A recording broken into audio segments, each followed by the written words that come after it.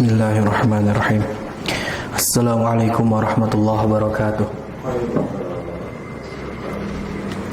Innal hamdalillah nahmaduhu wa nasta'inuhu wa nastaghfiruh wa na'udzu billahi min shururi anfusina wa min sayyiati a'malina. Man yahdihillahu fala mudhillalah wa man yudlil fala hadiyalah.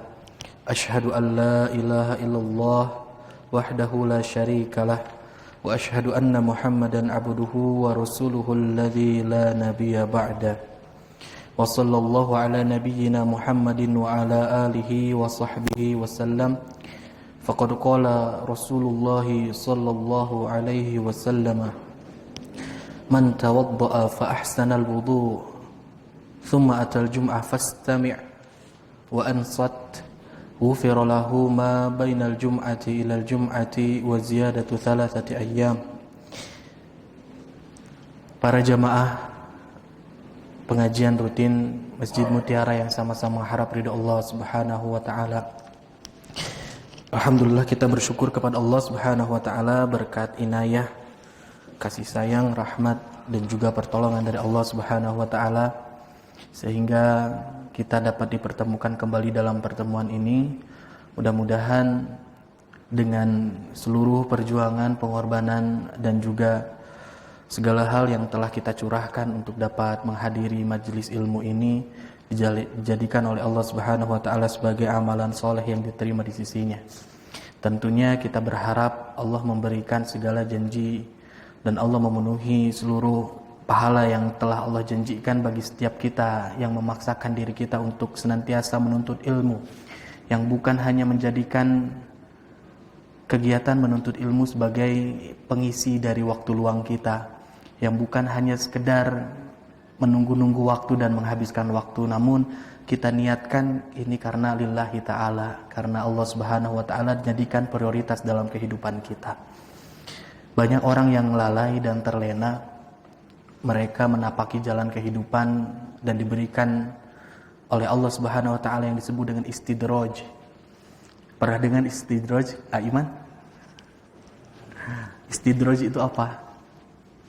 Istidraj itu Allah berikan kenikmatan yang melenakkan kehidupan seorang manusia, seakan-akan kehidupannya itu baik-baik saja, bahkan mereka itu seakan-akan merasa nikmat dan tenang dengan kehidupan yang mereka jalani dan kondisi mereka itu jauh dengan Allah Subhanahu wa taala. Nah, orang yang jauh dari Allah, yang tidak pernah bersujud kepada Allah, jarang-jarang dia datang ke masjid, waktu sholat 5 waktu saja belang betong lah istilahnya. Tapi rizkinya ngucur terus. Segala urusan dan juga kesulitan kehidupannya dimudahkan seluruhnya oleh Allah. Seakan-akan ya luar biasa seperti itu. Tapi kondisinya jauh dengan Allah, maka itu disebut dengan istidraj. Maka dari itu kita jangan seakan-akan merasa, kenapa?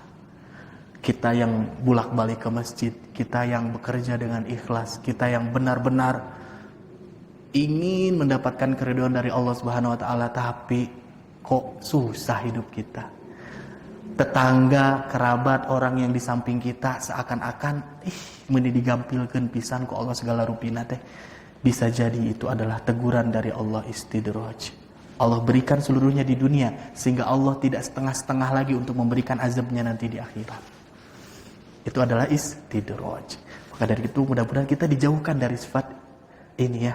Seakan-akan merasa tenang, seakan-akan merasa cukup gitu ya. Merasa cukup, qanaah itu perlu dan penting. Bahkan itu adalah salah satu kunci sukses seorang hamba untuk mendapatkan ketenangan hidup, menjadi seorang yang kaya. Kata Rasulullah SAW adalah kun qani'an, jadilah orang yang qanaah, merasa cukup dengan apa yang telah Allah berikan. Bukan berarti kita tidak boleh mengharap lebih, tapi ketika kita telah mengharap ada target, mudah-mudahan pekerjaan sekarang saya tuntas, saya dapat bonus, hasil yang saya dapatkan, perhitungan secara matematika manusia nggak apa-apa, kita ada harapan. Tapi ketika nyatanya Allah berikan dengan jumlah tertentu, nah itulah waktu kita untuk merasa cukup. Alhamdulillah ketika Allah telah berikan. Dan ingat, setiap kita bersyukur Allah akan tambahkan. Itu termasuk dalam ilmu. termasuk dalam belajar. Istilahnya saur Ustadz Abdi Kapungkur mah, kalau orang dia belajar banyak kesulitan sehingga dia tidak paham dari materi belajarnya, tapi ternyata ada sedikit hal kecil yang dia ingat dari perkataan Ustadz atau dari materi yang telah diajarkan, bahkan hatta sampai mungkin si ilmu nate saalit sayap nyamuk sekalipun. Nah, ketika dia bersyukur, maka yakinlah Allah pasti akan tambahkan ilmu tersebut. Jadi syukur. Tak tiasa-tiasa bersyukur, insya Allah mudah-mudahan Allah pasti yang tambih. Seperti itu. Nah, untuk mengawali pengajian kita pada maghrib kali ini, saya ingin menyampaikan ada salah satu hadis Nabi SAW yang sangat masyhur, yang sangat terkenal, yang sering dibacakan oleh para ustadz, para asatidz, dan kita pun insya Allah hafal. Kata Nabi SAW, man salaka tariqan yabtaghi fihi, dalam satu riwayat itu pakai ibtigha, yabtaghi.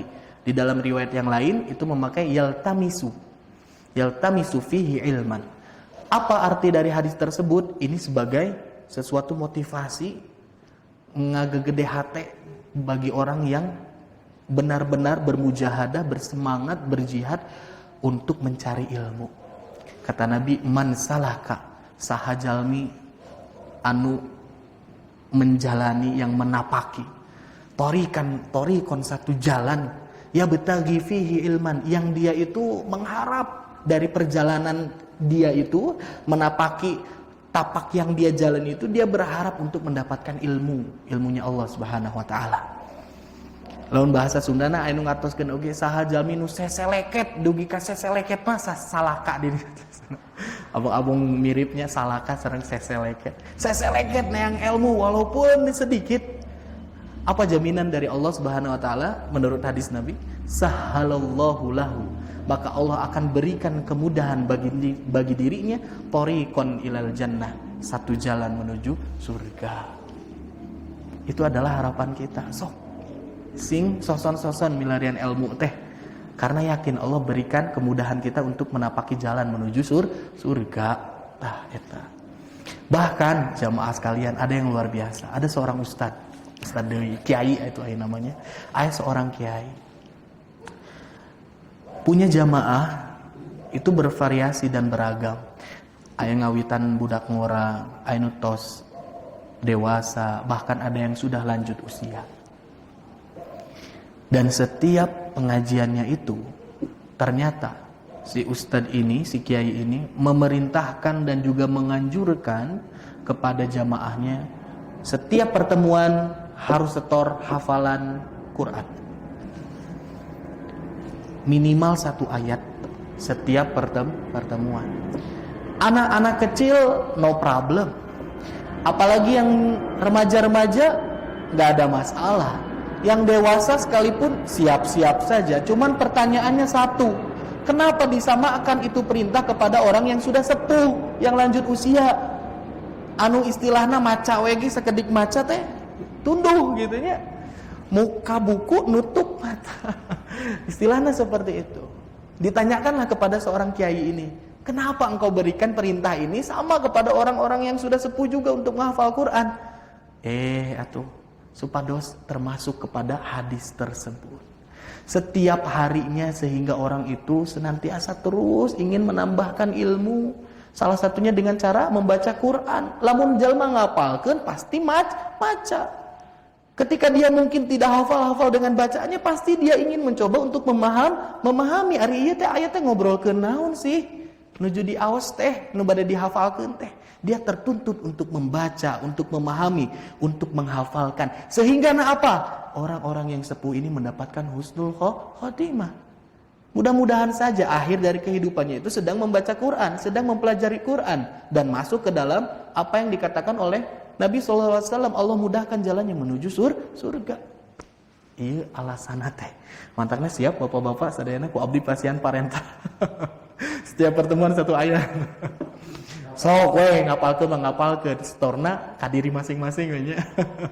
Nah, mudah-mudahan jadi isilah setiap hari kita untuk apa? Untuk mengkaji ilmu. Yakin janjina Allah moal bakal meleset. Janji Rasul SAW tidak pernah khianat dan berdusta. Berbeda dengan manusia biasa. Sekarang kita masuk kepada materinya.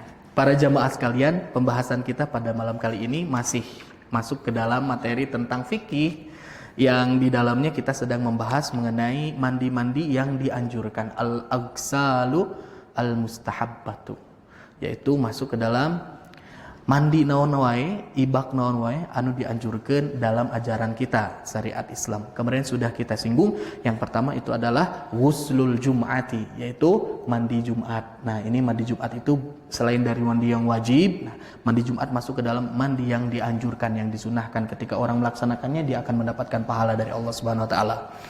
Mandi Jumat. Walaupun ada perbedaan pendapat, ada yang memasukkan mandi Jumat itu ke wajib. Nah, ada juga yang mensunahkan. Apa masalah dan alasannya? Yang mengatakan mandi Jumat itu wajib karena Rasul SAW menurut periwayatan dari sahabat Abu Hurairah radhiyallahu an, bahwasanya Nabi pernah bersabda, "Haqqun ala kulli muslimin an yaghtasila fi kulli sab'ati ayyami yauman." Hak bagi setiap muslim itu, dia memiliki hak untuk apa? Untuk mandi pada setiap hari di ketujuh harinya itu yauman, jadikan ada satu hari yang wajib mandi gitu. Kita mau alhamdulillah ya, kalau mandi sehari sekali lah minimal. Kami hilapnya 2 hari bisa, tapi setidaknya kita mau bahkan dari satu hari bisa sampai 3 kali 4 kali, apalagi kondisi cuaca yang panas. Alhamdulillah Allah berikan kemudahan untuk mendapatkan air. Namun zaman Rasul SAW dengan keterbatasan yang ada, dengan kegersangan geografis di Arab dulu, air susah. Walaupun ada, ya harus ngawadahan. Sakedik teh siga urang aya nama aya bakna corkeun cai kantun ngocor. Berbeda. Maka dari itu diwajibkan dalam 1 minggunya itu 1 hari untuk mandi. Dan mandinya itu kapan? Hari Jumat. Nah, yaghsilu fihi ra'sahu wa jasadahu, sehingga dia dapat membersihkan rambutnya dan juga jasadnya. Nah, ini jadi dalam 1 minggu itu wajib 1 kali. Lamun teh junub eta oge. Pamiu junub misalkan, junubnya setiap hari, ya mandinya setiap hari. Itu adalah dalil yang mengatakan wajibnya mandi. Namun dibantah oleh hadis yang lain bahwasanya Rasul SAW mengatakan kalau orang yang dia wudu dengan wudu yang sebaik-baiknya, menjalankan dengan sunnah-sunnah wudunya, kemudian dia datang untuk melaksanakan sholat Jumat. Nah, ini mengidentifikasi dan mengindikasikan bahwasanya tidak diwajibkan secara khusus mandi. Cukupnya itu untuk Jumat itu apa? Wudu, karena nanti akan melaksanakan sholat. Bahkan juga kemarin sudah dikisahkan mengenai kisah siapa? Khulafaur Rasyidin yang kedua, yaitu Sayyidina Umar bin Khattab.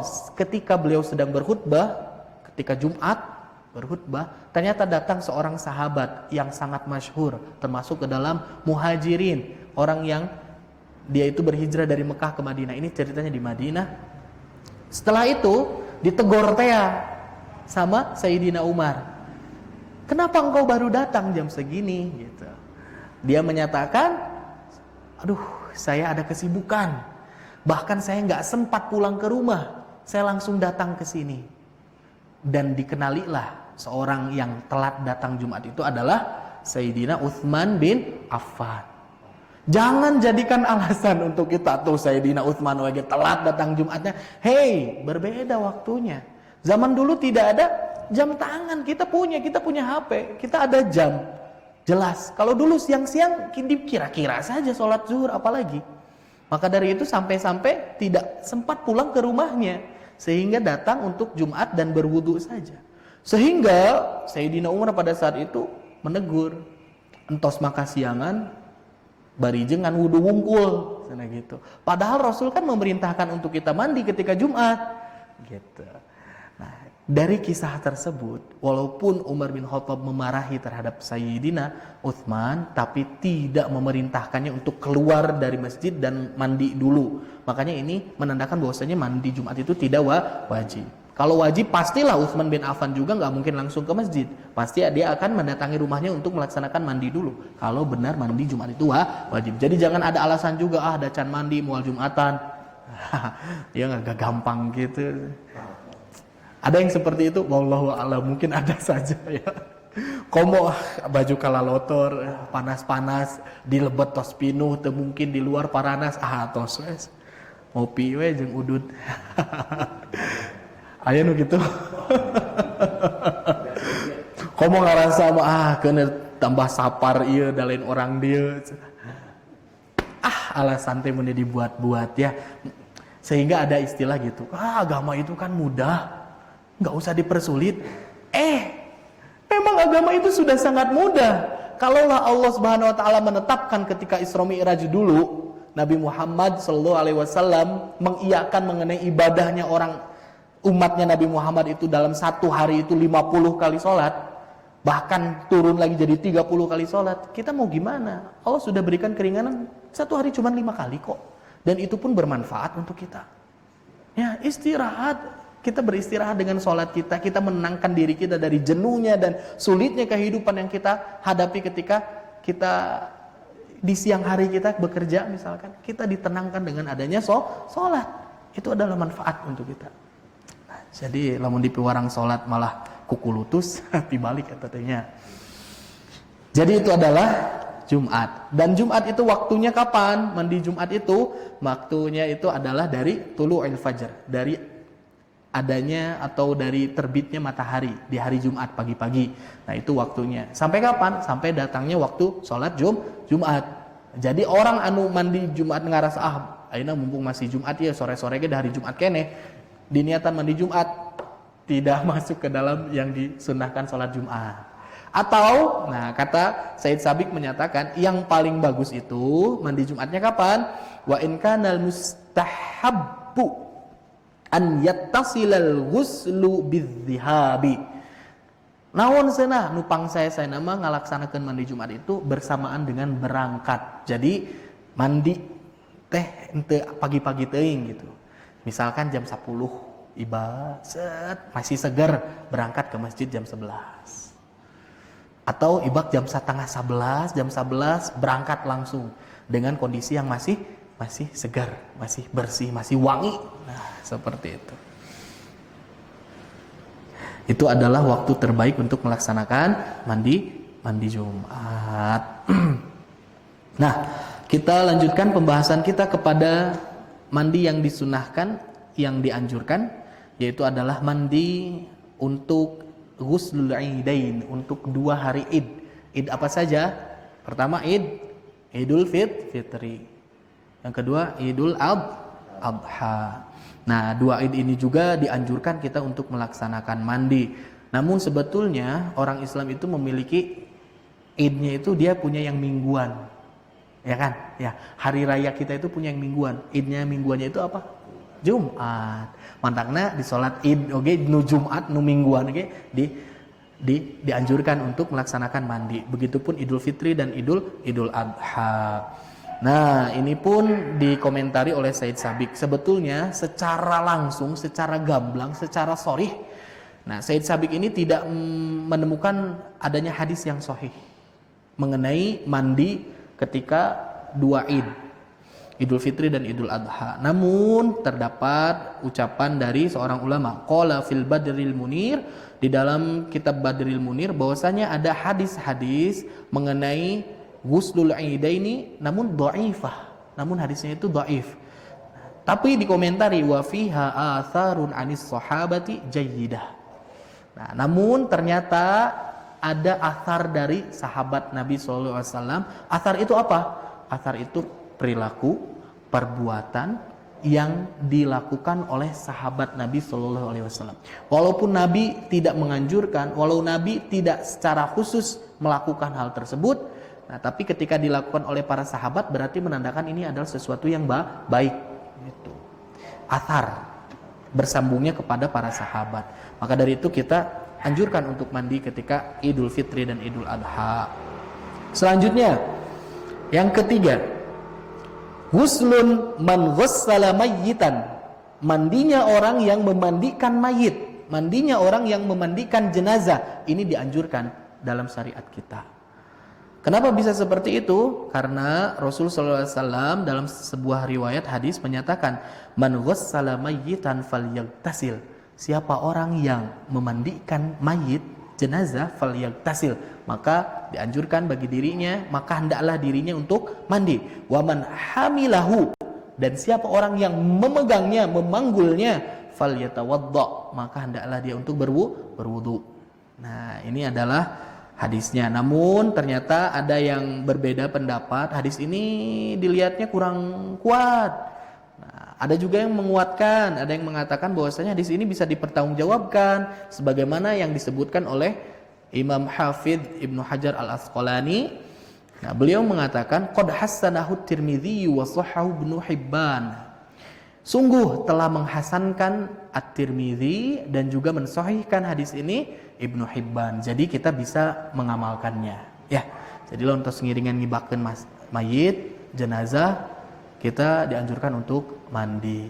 Lamun ngibakan ucing mah teu. Ngibakan sato mah teu. Nu paehna sato mah teu kedah, komode kudu dikafanan di salatan nya. Nah, ini adalah keterangan yang pertama. Yang kedua, ini pernah terjadi sebagaimana Umar radhiyallahu an menyatakan ketika pada saat ada seorang yang meninggal, kunna nagsilul mayyita faminna man yagtasilu wa minna man la yagtasilu. Kata Umar radhiyallahu an, dulu keadaan kami itu, katanya, ketika memandikan mayit, setelah memandikan mayit, ada di sebagian di antara kami yang mandi, ada juga sebagian di antara kami yang tidak mandi.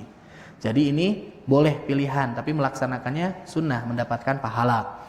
Nah, dan juga terjadi ketika khalifah yang pertama, siapa khalifah yang pertama itu? Khulafaur Rasyidin, Abu Bakar, Sayyidina Abu Bakar radhiyallahu an as-Siddiq. Nah, beliau itu wafat. Ketika wafat, salah satu yang memandikannya itu adalah istri beliau. Siapa nama istrinya? Walamma ghassalat Asma'u binti Umais. Namanya Asma bin Umais. Asma binti Umais. Zaujaha Aba Bakrin As-Siddiq. Istrinya, pasangannya dari Abu Bakar As-Siddiq radhiyallahu an, hina tuwfiya, ketika beliau wafat, ketika Abu Bakar wafat, kharajat fas'alat man hadaraha minal muhajirin.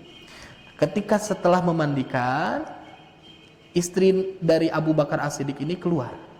Ketika keluar, beliau bertanya kepada orang-orang yang hadir pada saat itu, minal muhajirin, dan kebanyakan dari orang-orang muhajirin. Faqalat, sehingga beliau bertanya, istri dari Abu Bakar As-Siddiq ini, inna hadzal yaum syadidul bard. Hari ini tuh hari yang sangat-sangat dingin, kata Asma binti Umais. Wa ana shaimah, katambahan saya teh sedang saum. Fahal alayya min ghusnin, apakah aku itu harus mandi? Qalu, orang-orang muhajirin, para sahabat Nabi sallallahu alaihi wasallam menyatakan, la, tidak perlu. Dan ini diriwayatkan oleh Imam Malik, menandakan bahwasanya tidak wajib, ya, tidak wajib, tapi sunnah saja, seperti itu. Dan ini pun salah satu keterangan bahwasanya ketika ada orang yang meninggal, seorang laki-laki, seorang suami, boleh dimandikan oleh istrinya, boleh dimandikan oleh anak-anaknya. Namun kalau misalkan tidak ada hubungan, bukan muhrim dia, bukan mahram dia, maka harus yang sejenis saja. Laki-laki lagi, misalkan, ya, tidak boleh saya meninggal di sini diibakanku ibu-ibu pengajian di dia. Tekengeng eta banyak ngibakana Pak Edi, Ariski, pamiwantun eta ge. Wantun. Nah, istri kita, ya, saya makanya ke istri wasiat sok diajar tapi teh. Tong hoyong ngibakan nalika masih hirup wae. Tapi ketika sudah meninggal pun, ya, itu salah satu bakti seorang istri, sok ibakan saya gitu. Saya pun akan memandikan. Nah, itulah diantara mandi-mandi yang disunnahkan. Jadi yang pertama Jumat, kedua Id, yang ketiga adalah ketika seseorang telah memandikan jenazah atau mayit. Yang keempat, ghuslul ihram, adalah mandi ketika seseorang itu berihram. Ya, ini berkaitan dengan haji dan umrah. Ini hadisnya apa? Hadisnya berasal dari sahabat Zaid bin Thabit. Annahu ra'a Rasulullah sallallahu alaihi wasallam. Bahwasanya Zaid bin Thabit ini ra'a Rasulullah sallallahu alaihi wasallam, melihat Rasul sallallahu alaihi wasallam tajarrada li ihlalihi waqtasala. Beliau itu ketika hendak berihram tajarrada li ihlal. Tajarrud itu melepaskan. Nah, melepaskan ihlalnya, bajunya, waqtasala, dan juga mandi. Maka dari itu kita disunahkan, mudah-mudahan ada Allah kehendaki ya Allah, untuk berkunjung ke Baitul Haram ya, untuk melaksanakan umrah dan haji. Dan ingat, ketika ihram kita mandi dulu, ini sunnahnya. Sebelum memakai kain ihram kita mandi dulu. Nah, gitu ya. Selanjutnya yang kelima adalah ghuslu dukhuli Makkah. Nah, ini ada lagi mandinya seseorang ketika dia hendak memasuki Makkah. Ketika masuk Mekah, sebelum masuk Mekah, nah ini disunahkan untuk mandi terlebih dahulu. Dan ini pun yang dilakukan oleh Nabi Shallallahu Alaihi Wasallam. Bahkan Nabi itu sebelum masuk ke kota Mekah, beliau itu sempat bermalam, selalu atau sering bermalam di salah satu tempat yang disebut dengan Zitua itu salah satu tempat yang ketika seseorang belum masuk ke Mekah itu bisa beristirahat di situ. Nah, jadi wangi-wangi itu henteu langsung masuk. Karena apa? Karena salah satunya agar dia masuk ke Mekah itu dengan kondisi yang segar. Dalam artian yaitu untuk melaksanakan mandi ketika sebelum masuk Mekah terlebih dahulu sebelumnya. Nah, maka dari itu Imam Ibnu Munzir menyatakan al-igtisalu 'inda dukhuli Makkah mustahabbun 'inda jami'il ulama. Nah, seluruh ulama itu menyatakan bahwasanya ya memang benar sunnahnya mengenai mandi ketika memasuki Mekah itu baik, dianjurkan. Walaisa fi tarkihi indahum fidyatun. Namun ingat, tetap ketika orang yang tidak melaksanakan mandi itu dia tidak diganjar dengan fidyah, dengan tebusan. Kan ada istilah kalau misalkan orang yang nggak bisa menunaikan salah satu manasik ya dari haji itu ada fidyahnya, ada penggantinya. Nah, kalau misalkan orang yang mau masuk ke Mekah nggak mandi dulu, nah ini nggak diganjar oleh fidyah, nggak usah. Cuman nggak dapat kesempatan untuk mendapatkan pahala saja. Karena ini masuk ke dalam yang sunnah. Dan terakhir, yang keenam adalah ghuslul wuqufi bi Arafah. Yaitu ketika seseorang hendak wukuf di Arafah, hendaknya dia mandi terlebih dahulu. Sama. Ini pun hadisnya dari sahabat lima rawahu Malikun an-Nafi'. Ini periwayatan Imam Malik, dapat hadisnya dari sahabat Nafi' radhiyallahu anna Abdullah bin Umar radhiyallahu anhuma kana yaghtasilu li ihramihi qabla an yuhrima wa lidukhuli Makkah wa liwuqufihi. Nah, ini berarti bukan hadis ya, dalam arti ini apa yang telah dilakukan oleh sahabat Nabi sallallahu alaihi wasallam. Dan sahabat nabinya itu adalah Ibnu Umar radhiyallahu anhuma. Ini adalah putranya dari Umar bin Khattab. Dan dikenal dalam sejarah, saya sudah menyampaikan bahwasanya Ibnu Umar itu adalah seorang sahabat yang sangat kuat untuk selalu menyamai Rasul dalam amalan-amalannya. Dalam artian ketika Rasul melakukan hal apa, dia kerjakan. Ketika Rasul tidak memerintahkan sekalipun, misalkan pakai baju warna kuning hari ini, beliau ganti bajunya pakai warna kuning. Sampai seperti itu. Mengikuti Rasul sallallahu alaihi wasallam. Ketika Rasul telah wafat sekalipun, ketika beliau melaksanakan salah satu perjalanan safar, dan itu pernah dia lakukan dengan Rasul sallallahu alaihi wasallam, dan tahu Rasul teh kalau safar ka dieu teh istirahatna teh di dieu. Maju deui istirahatna palih dieu. Sampai mengikuti jejak Rasul sallallahu alaihi wasallam. Sangat ingin menyamai Rasul sallallahu alaihi wasallam. Sehingga ketika dalam satu tempat Rasul itu ketika hendak untuk bangkit melaksanakan safarnya, melanjutkan safarnya, pas bangkit teh diputar-putar dulu untanya. 3 kali diputerkeun. Ku kita mah kan teu kaharti naon maksudna gitunya. Dan teu kabayang oge dan teu anu naroskeun oge. Itu dilakukan dengan spontan saja oleh Rasul sallallahu alaihi wasallam. Dan tidak diperintahkan oleh Rasul sallallahu alaihi wasallam. Tapi Ibnu Umar mengikuti apa yang telah dilakukan oleh Rasul sallallahu alaihi wasallam, diputerkeun eta onta. Nembe angkat, saking ingin samanya dengan Rasul dalam amal-amalannya. Maka dari itu ini hadisnya mengaca ini keterangannya mengaca kepada sahabat Ibnu Umar, dan Ibnu Umar itu adalah sahabat yang ingin senantiasa sama dengan Rasul. Maka dari itu ini pun sama. Ini mungkin adalah sesuatu hal yang sering dilakukan oleh Rasul SAW. Karena yaghtasilu li ihramihi qabla an yuhrima. Pertama, Rasul itu mandi ketika sebelum ihram. Nah, yang kedua, lidukhuli Makkah, sebelum masuk ke dalam kota Mekah. Dan yang ketiga, liwuqufihi Arafah, dan untuk berwukuf ketika ya di Arafah. Ya, itu selesai perkara-perkara mengenai mandi-mandi yang dianjurkan, yang disunahkan. Saya akan tulis biar ingat ya. Yang pertama tadi teh mandi apa?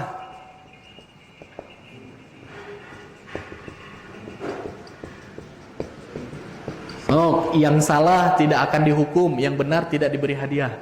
Hadiah dari Allah. Yang pertama adalah mandi Jumat. Yang kedua adalah mandi di dua hari Id ya. Idnya Id apa saja? Idul Fitri dan Idul Adha, tidak dibedakan. Yang ketiga, mandi apa lagi? Mandi bagi orang yang memandikan jenazah.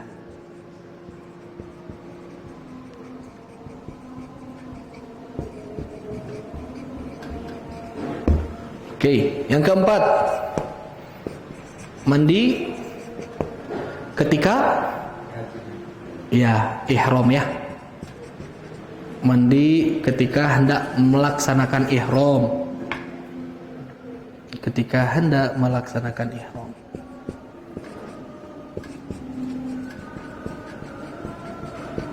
Dan ihram itu ada dalam kaifiat manasik haji dan umrah. Yang kelima itu ketika hendak masuk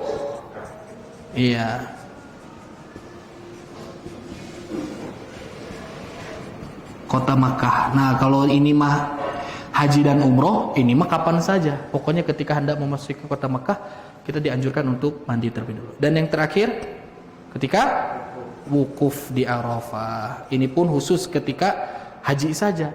Da umroh mah taya wukuf. Ya, wukuf di Arafah. Ini adalah keenam mandi yang disunahkan. Ini sedikit. Kalau mandi Jumat itu waktunya dari terbitnya matahari sampai ibadah Jumatnya. Kalau setelahnya berarti tidak dikategorikan ke dalam mandi Jumat. Yang paling baik mandinya jam berapa? Ya, ketika akan kalau sambil berangkat ya sesat ya ibadah gua. Ketika salah ya. Ketika akan pergi untuk ibadah Jumat ya. Nah, ini yang terbaik karena itu dia ibadah Jumat itu ini berasal dari kata jamaah kan. Artinya jamaah itu apa? Banyak berkumpul. Nah, ketika ibadah Jumat itu orang-orang berkumpul. Kaum muslimin, kaum mukminin semuanya berkumpul. Nah, ketika berkumpul itu otomatis kita itu harus memberikan hal yang terbaik ketika pertemuan kita dengan para harus bersih, pakaian yang terbaik yang kita miliki. Ya, bukan yang termahal, yang terbaik saja, yang rapi. Kalau seperti yang pakai minyak wangi, unsurnya minyak wangi kan ada alkohol, ada apa? Oh iya. Ya, Pak. Nah, dan salah satu sunnah untuk datang Jumat juga atau melaksanakan sholat secara umum itu memakai wangi-wangian, dan ini disunahkan betul. Pertanyaannya, bagaimana jika parfum yang digunakan mengandung alkohol? Nah, lebih baik dihindari. Tapi kalau secara hukum, kalau saya merujuk kepada apa yang dinyatakan oleh Said Sabik, secara hukum tidak apa-apa selama si parfumnya tidak diminum. Ya. Karena apa? Karena apa? keharaman alkohol itu untuk konsumsi. Innamal khamru wal maisiru wal ansab wal azlamu rijsun min amali syaiton. Nah, jadi Kadang-kadang mengganggu ya gak apa-apa. Kalau semula terlalu bau gitu. itu dia. Kembali lagi, kemarin dikatakan dalam hadisnya biqadari, dengan kadar yang tidak terlalu, yang secukupnya saja. Jadi memakai wangi-wangian itu bisa jadi wangi menurut kita, yang memakai menurut orang mah belum tentu, bisa jadi mulek itu teh meledak gitunya, malah jadi pusing buat orang lain. Makanya kita harus bijak dalam menggunakan parfum, walaupun itu sunnah, ada itu sunnah gitu. Sampai masjid teh mulek saya tahu unggul parfumna misalkan ya. Ya kalau orang tua zaman dulu pakai minyak apa ya, suka bau. Bapak lahirnya zaman sekarang, makanya rasanya bau. Ya, itulah kadang-kadang ya. Nah, namanya parfum itu kan subjektif ya. Orang-orang tuh kadang suka-sukaan, ada yang nggak suka. Makanya kita harus bijak dalam memakai parfum. Seenggaknya kita itu nggak memberikan aroma yang bau. Nah, intinya jangan sampai juga terlalu banyak. Secukupnya lah. Yang penting kita memakai sunnahnya untuk memakai parfum. Biqadar aja lah gitu. Gitu ya Pak. Jadi nggak apa-apa yang ada alkoholnya, tapi janganlah kalau bisa mah gitu ya. Kalau bisa mah yang non alkohol lah. Tapi kalau misalkan adanya eta ketambah orang ngesang segala macam, ya udah dipakai ya, asal tidak dikonsumsi. Itu wallahu a'lam bishawab. Karena ada sebagian juga yang mengharamkan, ya tidak apa-apa, silahkan saja. Seperti itu barangkali bapak-bapak sekalian untuk pengajian kita. Aya nama mending aya waktu siap-siap kita cukupkan dulu sampai sini. Insyaallah kita lanjutkan nanti di arkanul ghusli, rukun-rukun mandi itu apa saja ya. Kita lanjutkan setelah rukun-rukun mandi, ketentuan-ketentuan mandi itu yang sesuai dengan syariat itu seperti apa. Nah, ini yang kita harus lebih fokus, ini yang harus kita lebih teliti lagi prakteknya secara langsung. Kan itu mah yang sebelum-sebelumnya prolog lah ya. Yang diwajibkan itu apa, ketentuannya seperti apa, yang disunahkan itu apa penjelasannya.